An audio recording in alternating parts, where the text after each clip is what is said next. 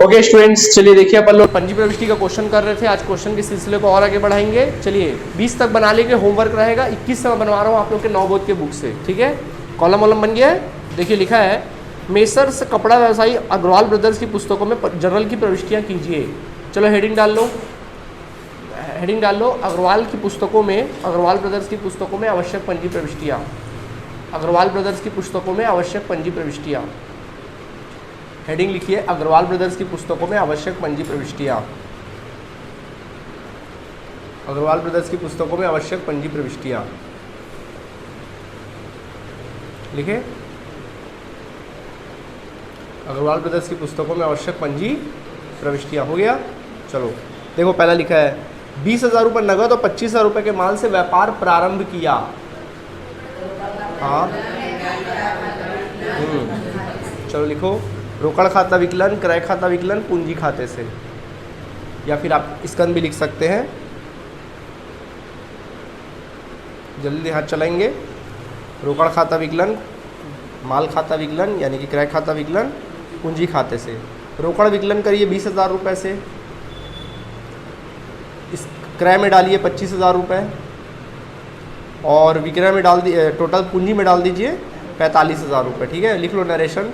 विविध माल से व्यापार प्रारंभ किया, विविध माल से विविध संपत्ति से व्यापार प्रारंभ किया, विविध संपत्ति से व्यापार प्रारंभ किया, विविध संपत्ति से व्यापार प्रारंभ किया, विविध संपत्ति से व्यापार प्रारंभ किया।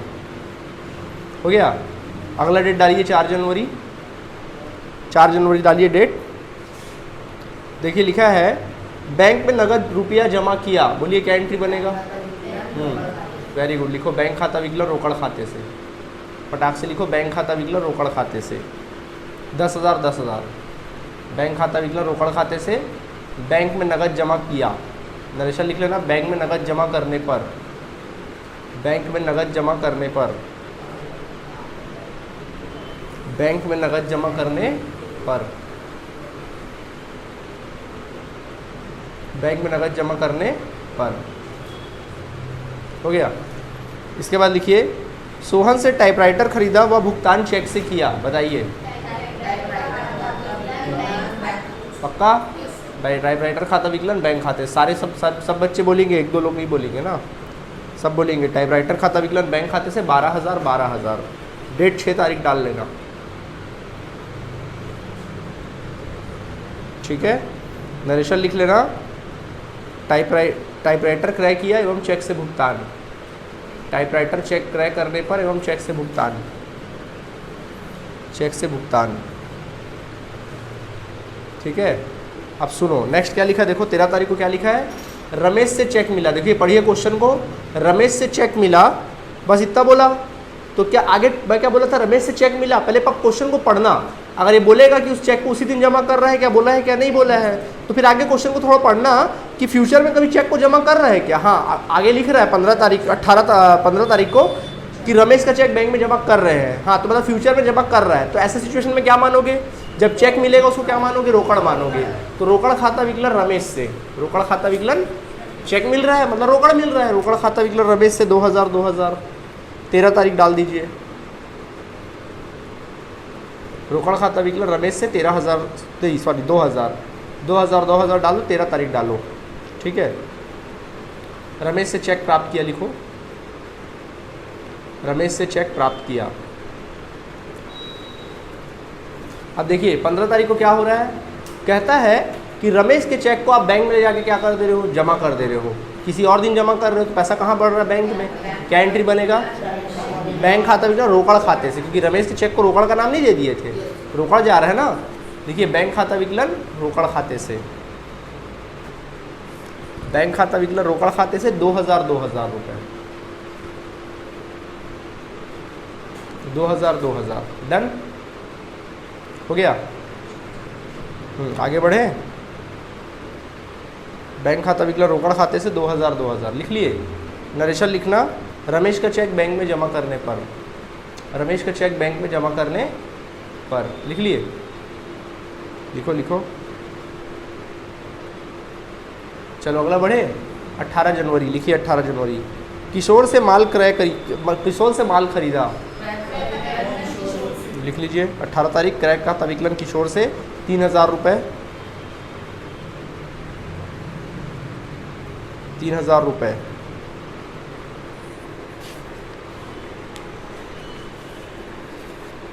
क्रय खाता विकलन किशोर से 3000 रुपये, 3000 रुपये।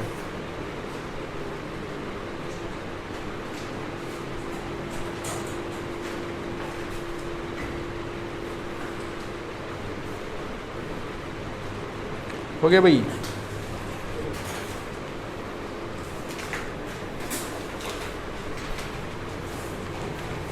हो गया आप सभी का, ठीक। अच्छा 20 तारीख देखिए क्या लिखा है। 20 तारीख लिखता है रमेश का चेक बैंक द्वारा अनादरित कर दिया गया। रमेश का चेक क्या हो गया? अनादरित हो गया। बताइए क्या एंट्री बनेगा? पहले सोचना है, पहले जब मिला था तो क्या एंट्री किए थे, जब चेक मिला था तो क्या एंट्री किए थे, देखना नहीं, सोचना है। बैंक खाता विकलन रमेश से, कंडीशन में मत जाना। आप ऐसा पलट के मत देखो सर मैंने ये किया था, अरे उसमें मत देखो, अपने से सोचो। बैंक खाता विकलन किससे? रमेश से। अरे बोल रहा हूँ ना भैया, क्या बोल रहा हूँ, उसको मत देखो, जो आपने किया उसको मत देखो। सोचो कि अगर चेक मिलता तुरंत बैंक में जमा करता, क्या एंट्री करते? बैंक खाता विकलन रमेश से, यही ना करते। अनादरित हो गया, पलट दो एंट्री, रमेश विकलन बैंक खाते से। मैं बोलता ना क्या किए थे, पीला था तो क्या किया था, तो उसको मत देखो जो तुमने कंडीशन वाइज किया। सोचो ये कि तुरंत मिला, तुरंत बैंक में जमा किया। बैंक खाता विकलन रमेश से, पलट दो उसकी एंट्री अनादरित में, रमेश विकलन बैंक खाते से। समझ गए? लिखिए रमेश विकलन बैंक खाते से, जल्दी लिखिए। रमेश विकलन बैंक खाते से, रमेश विकलन बैंक खाते से, रमेश विकलन किससे? बैंक खाते से। लिख दिए, ठीक। आगे बढ़े। इसके बाद आगे बढ़ते हैं। हरि को माल बेचा, बोलो क्या एंट्री बनेगा? चलो लिखो हरि विकलन विक्रय खाते से 2500, 2500। हरि विकलन विक्रय खाते से 2500, 2500। हरि को उधार माल का विक्रय करने पर, हरि को उधार माल का विक्रय करने पर, हरि को उधार माल का विक्रय, लिख लिए। चलो 25 तारीख डेट डालो, 25 तारीख डेट डालो।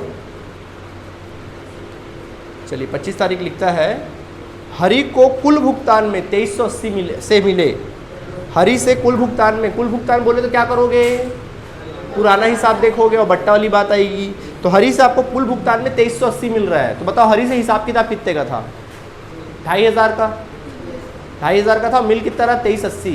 कितना नहीं मिल रहा है? 120। 120 किस में जाएगा? ये बट्टा में। पैसा आ रहा है कि जा रहा है? क्या एंट्री बनेगा? हाँ लिखिए रोकड़ खाता विकलन बट्टा खाता विकलन हरि से, रोकड़ खाता विकलन बट्टा खाता विकलन, रोकड़ खाता विकलन बट्टा खाता विकलन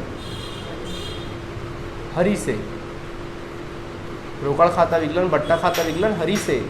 रोकड़ खाता विकलन कितने रुपए से करेंगे? 2380 से करिए। बट्टा कितना विकलन करेंगे? 120 रुपए से, ठीक है। और दोनों को जोड़कर कितना? 2500। वेरी गुड, लिख लीजिए 2500। क्रेडिट कर दो। नरेशन लिख लेना। हरि से पूर्ण हिसाब में प्राप्त किए, हरि से पूर्ण हिसाब में प्राप्त किए, हरि से पूर्ण हिसाब में प्राप्त किए। हो गया? हाँ अब नेक्स्ट क्वेश्चन बोलूँ। 30 तारीख कहता है विविध व्यय नगद दिए 500 रुपये और चेक द्वारा दिए 300 रुपये। विविध व्यय नगद दिए 500, चेक से दिए 300। बोलो, कुछ भी मत बोलो, सोच के बोलो।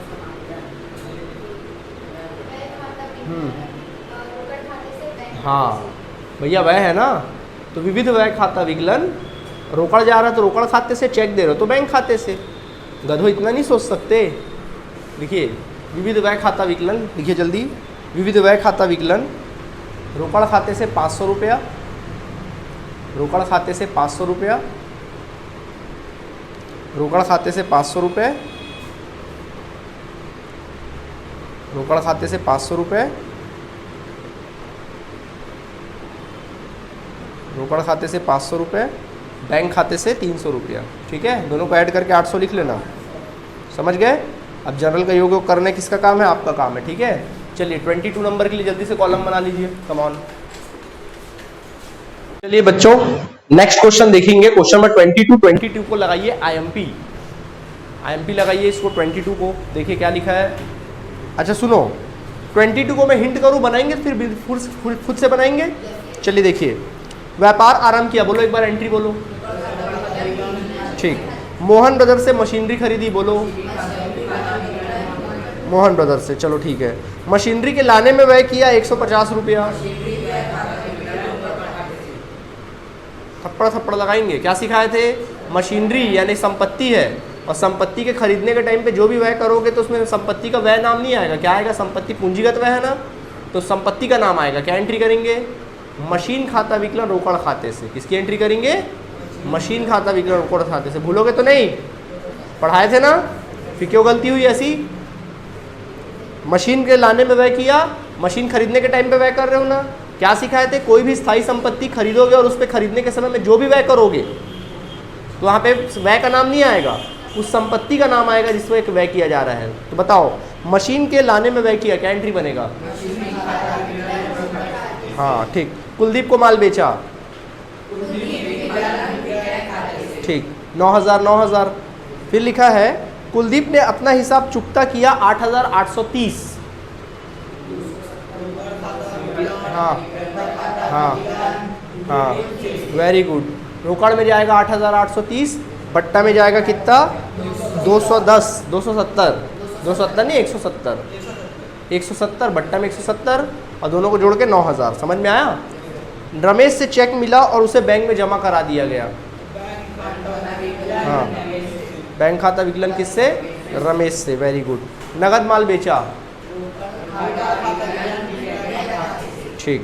बैंक से कार्यालय के लिए निकाले, सोच के। हाँ, बैंक से कार्यालय के लिए निकाले बोल रहा ना। हाँ, रोकड़ खाता विकलन बैंक खाते से। क्यों बाकी लोगों को नहीं समझ में आ रहा है? क्या इक्का दुक्का बोल रहे हैं? नहीं आया समझ में? आ गया। वेतन चेक द्वारा चुकाया 300 रुपया, बैंक खाते से। पैसा बैंक से जा रहा है ना, ओके। ब्याज नगदी मिला, ब्याज नगद मिला, रोकड़ खाता विकलन ब्याज खाते से। समझ में आ गया? कितना रुपया? 50 रुपये। ठीक है, चलिए तुरंत कॉलम में बनाइए कमाउंट जल्दी से। चलिए बच्चों, क्वेश्चन की सिलसिला को और आगे बढ़ाते हैं। तो पहला क्वेश्चन बन गया। अब देखिए 23 नंबर हम में आएंगे। 23 मैं समझता हूँ, चलो बनाते हैं, आपको 23 बतलाते हैं। देखिए क्या लिखा है। निम्न व्यवहारों की पंजी प्रविष्टि कीजिए। मैं हिंट करूँगा, बनाएंगे आप लोग। क्या लिखा है देखो। पहला, 1 मार्च चालू खाता खोलने के लिए बैंक में जमा कीजिए 25,000 रुपये। बैंक में जमा करोगे पैसा, क्या एंट्री करोगे? हाँ, रोकड़ खाते से। खत्म बात। ठीक, 25,000। माल खरीदा और चेक से भुगतान किया 10,000। बोलो क्या एंट्री करोगे? Very good. क्रय खाता विकलन बैंक खाते से। 8 तारीख नगद विक्रय 40,000 रुपये, इसमें से 30,000 रुपये बैंक में जमा किए। ओके, नगद विक्रय 40,000, इसमें से 30,000 रुपये क्या किए? बैंक में जमा किए। बोलो क्या एंट्री होगा? यानी कि बोल रहा है कि नगद बिक्री किया 40,000, जिसमें से 30,000 आपने बैंक में जमा कर दिया, तो रोकड़ा कितना प्राप्त किया होगा? 10,000। तो एंट्री क्या बनेगा? रोकड़ खाता विकलन बैंक खाता विकलन, क्योंकि बैंक में पैसा बढ़ रहा है। और किससे? विक्रय खाते से। माल बेचा ना, नहीं समझे? नगद विक्रय कुल मिला के 40,000, उसमें से 30,000 कहाँ जमा कर दिया? बैंक में। या तो अलग अलग कर सकते हो या एक साथ भी कर सकते हो। जैसे अलग अलग करना है तो क्या करोगे? पहले नगद विक्रय करोगे, रोकड़ खाता विकलन किससे? विक्रय खाते से 40,000। फिर 30,000 को बैंक में जमा कर रहे हो, बैंक खाता विकलन रोकड़ खाते से। कितना? 30,000। ये एक तरीका है। या फिर सिंगल एंट्री कर लो, 40,000 रुपये का माल बेचे, बैंक में जमा कर रहे हो 30,000, तो कितना रोकड़ प्राप्त कर रहे हो? 10,000। तो रोकड़ खाता विकलन 10,000, बैंक खाता विकलन 30,000, विक्रय खाते से 40,000। ये भी कर सकते हो। ओके, आपकी मर्जी की बात है। ओके, निजी उपयोग के लिए बैंक से निकाले। बोलो बच्चों, बैंक खाते से। बैंक से निकाल रहे हैं भैया, बैंक से निकाल रहे हैं, बैंक से पैसा कम हो रहा है ना। आहरण खाता विकलन बैंक खाते से। कितना? 5,000। समझ में आ गया? इसके बाद निजी उपयोग के लिए आहरित किए 4,000। बोलो, निजी उपयोग के लिए आहरित किए। आहरित किए मतलब पैसा निकाले। आहरण खाता विकलन रोकड़ खाते से 4,000। डन। बैंक से निकाले 15 तारीख 12,000। बोलो, ठीक, 12,000 12,000। 20 तारीख चालू खाते से स्थायी खाता खोलकर 20,000 की राशि स्थानांतरित की, मतलब ट्रांसफ़र किए। क्या किए? ट्रांसफ़र किए। ठीक है, क्या किए? ट्रांसफ़र किए। तो देखो चालू खाते से स्थायी खाते में पैसा जमा किए, चालू खाते से स्थायी में, किस में पैसा बढ़ रहा है? स्थायी में। तो स्थायी खाता विकलन, स्थायी जमा खाता विकलन हो जाएगा, और किस में से पैसा जा रहा है? चालू खाते। चालू खाता क्या हो जाएगा? समाकलन हो जाएगा। बनेगा कि नहीं बनेगा? ठीक है, ये हो गया। चलिए बनाइए तुरंत। चलो यहाँ तक बना लिया आप लोगों ने। ठीक है, टैली कर लिए आप लोगों ने। लास्ट वाले का नरेशन लिख लिया होगा, चालू खाते वाले का। चालू खाते की राशि का स्थायी जमा पूंजी खाते, स्थायी जमा खाते में हस्तांतरण करने पर, ये लिख लीजिएगा आप लोग। समझ में आ गया कि नहीं आ गया? कोई परेशानी यहाँ तक आप लोगों को नहीं है? चलिए ठीक है, इसके अलावा बाकी क्वेश्चन अपन कल के क्लास में देखेंगे। ठीक, थैंक यू।